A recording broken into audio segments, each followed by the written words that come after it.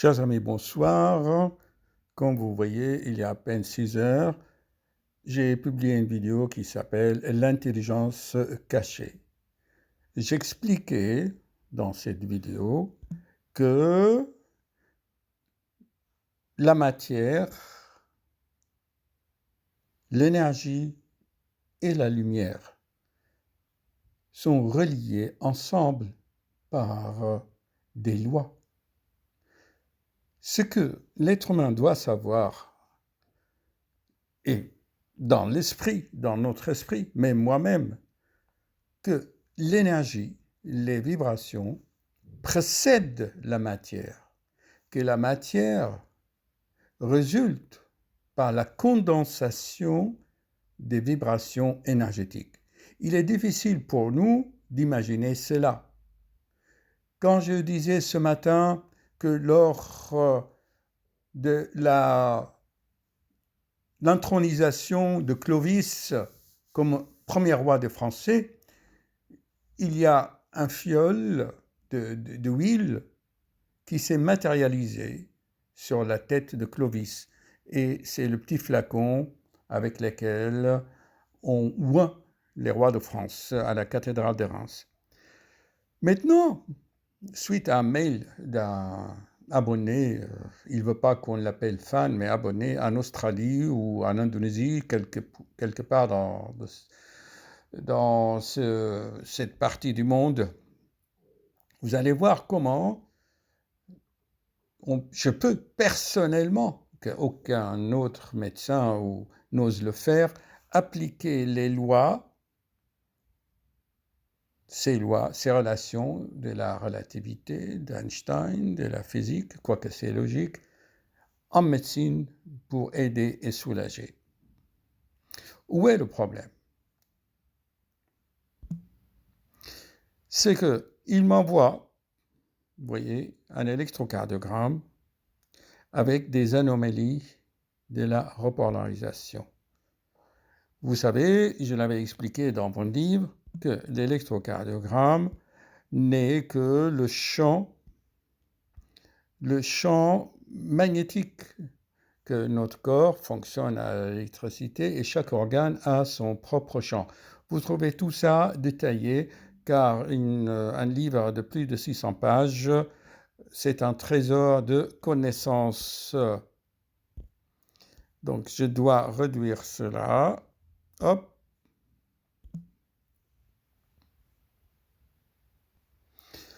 Revenons au problème.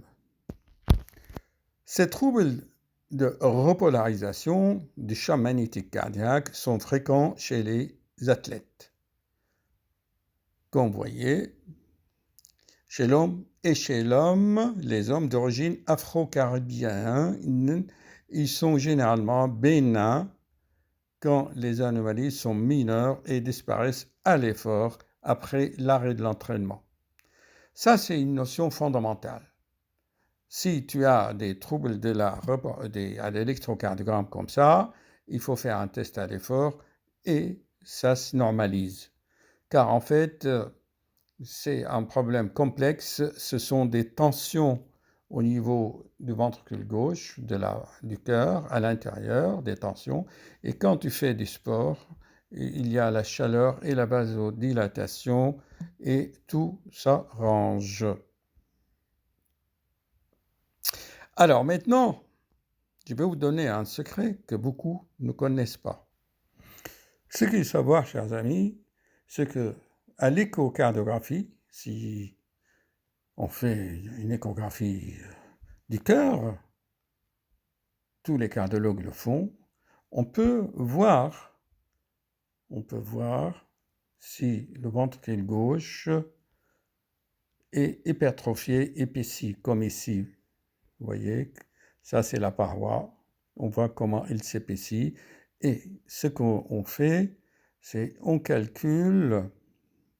Là, c'est une belle image.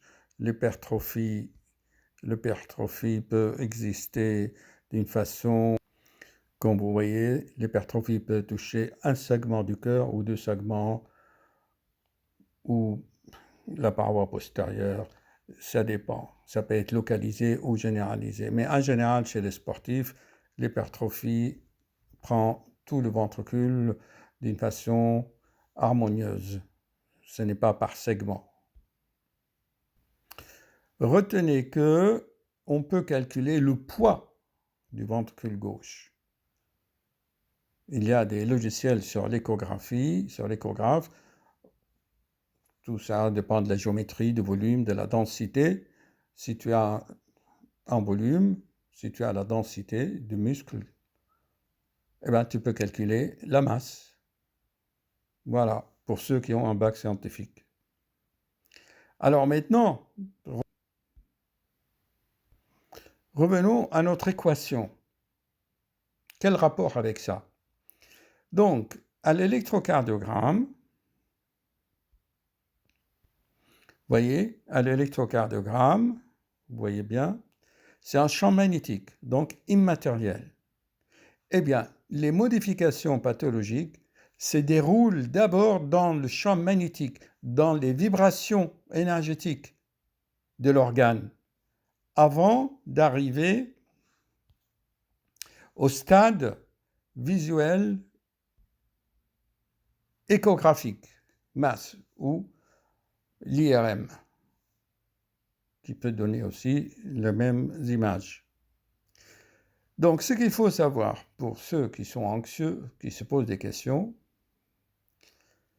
c'est qu'il n'y a pas de rapport, il n'y a pas de relation entre la masse myocardique et l'électrocardiogramme.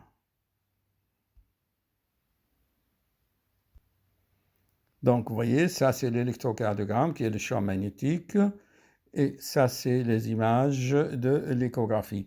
Il n'y a pas de corrélation, ok? Mais en général, les modifications de l'électrocardiogramme, comme vous voyez ici, précèdent. Et quand on les détecte à l'électrocardiogramme, eh ben, on peut agir. Tu fais moins de sport, d'accord? Parfois, on peut donner des médicaments, on recherche une hypertension artérielle, on traite. Et je tiens à vous rassurer que ces modifications, j'en ai vu personnellement chez mes patients, se normalisent une fois qu'on a corrigé les erreurs de la vie. Car il y a toujours quelque chose qui est mal ou qui a un problème dans le mode de vie, dans l'art de vivre, qui crée la maladie.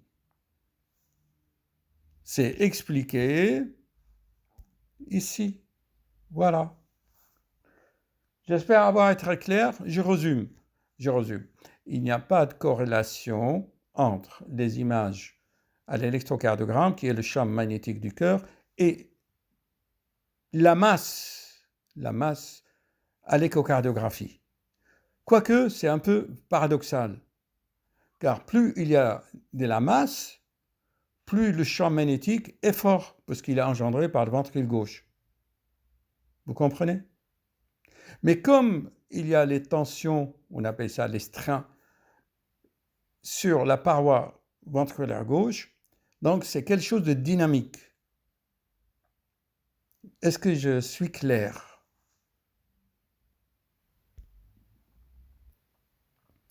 Comme vous voyez, il est important de calculer les strains dans l'axe longitudinal, comme ça, ou à l'horizontale.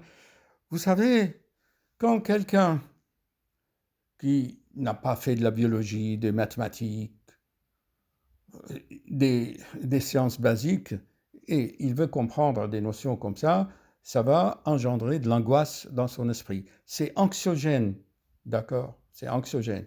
Mais si on peut résumer d'une façon simple, c'est qu'il faut dire au patient, OK, ton cœur est normal ou ça va, il y a quelques petits troubles qui vont se corriger.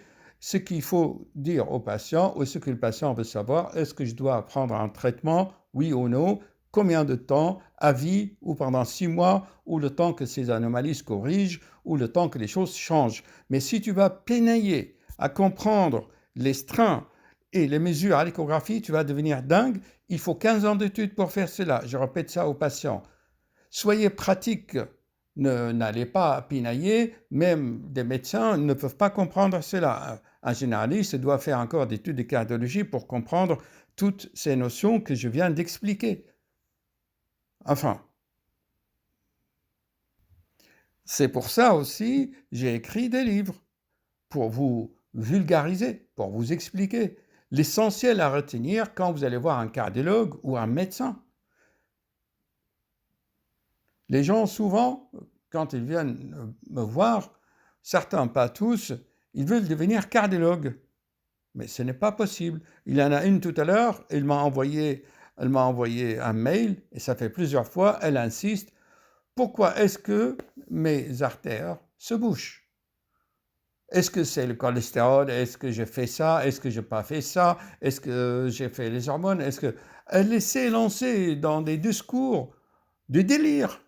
Mais écoutez, madame, on ne connaît pas la vie. On ne connaît pas les mystères de la vie. Moi, je suis cardiologue, je ne sais pas vous dire pourquoi les artères vieillissent, pourquoi nous vieillissons, pourquoi l'être humain va mourir.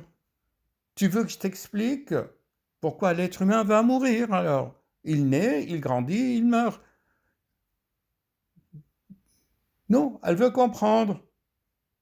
Mais c'est expliqué. J'ai compris tout le stress, toutes les angoisses de mes patients. Je leur ai écrit des livres, je leur ai fait des vidéos. J'ai fait quand même 900 vidéos. Ils sont où mes vidéos? Tiens, voilà. Il y en a plein. Donc, plus vous allez chercher, plus vous allez angoisser, plus vous allez vous suggérer des maladies et vous allez créer vous-même la maladie. Pour ce patient, je dirais, écoutez, faites un test à l'effort. Si les anomalies se corrigent, ok, on sait. Vous avez une petite hypertrophie d'une partie du cœur. Donc, vous avez dû abuser un peu, exagérer dans votre sport ou dans votre stress qui a engendré une hypertension artérielle. Prenez pendant un certain temps un traitement, car ces anomalies sont réversibles. C'est quoi le mot réversible? Ça peut revenir à la normale si tu arrêtes tes conneries. Ok? Allez, bonne journée. Excusez-moi, parfois il y a des choses qui me mettent en colère.